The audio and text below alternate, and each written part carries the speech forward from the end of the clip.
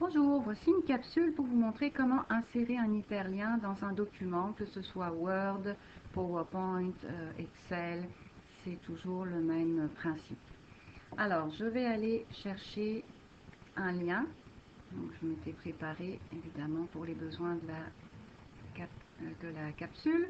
Donc, je copie mon lien, donc soit avec CTRL-C de mon clavier ou sinon, ici pour que vous puissiez voir, avec un clic droit sur ma souris. Donc je copie le lien.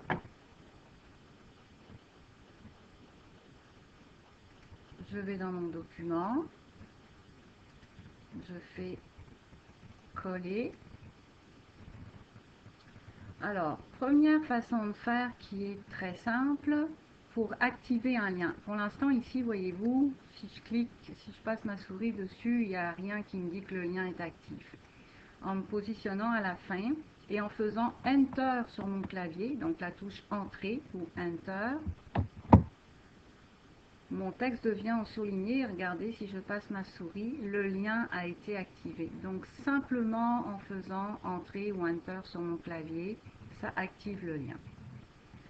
Maintenant, quand on sauvegarde le document, le fichier, et qu'on le transfère des fois à une tierce personne, il arrive que le lien ne soit plus fonctionnel. Pourquoi? Je n'ai pas la réponse. Si vous l'avez, merci de nous la transmettre.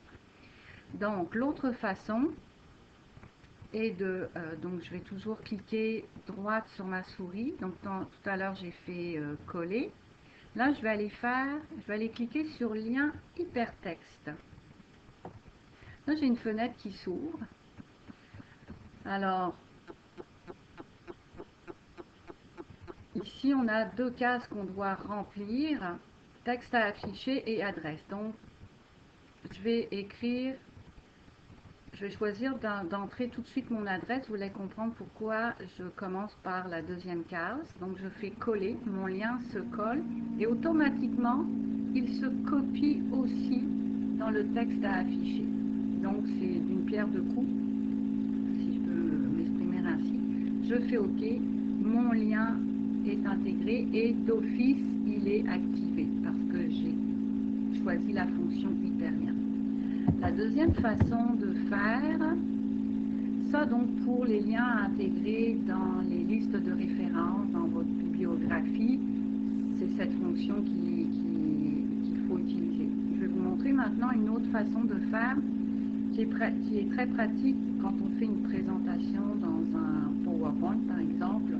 Quand vous présentez vous faites une présentation à vos élèves.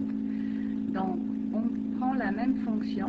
Donc, clic droit sur ma souris, lien hypertexte. Par contre, ici, je ne veux pas que ce soit l'hyperlien qui soit affiché dans mon document.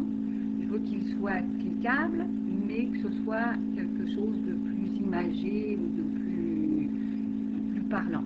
Donc, le document que j'avais choisi, c'était le référentiel le lien, c'est en fait le référentiel des 12 compétences de l'enseignant. Donc, je vais écrire ici référentiel des 12 compétences.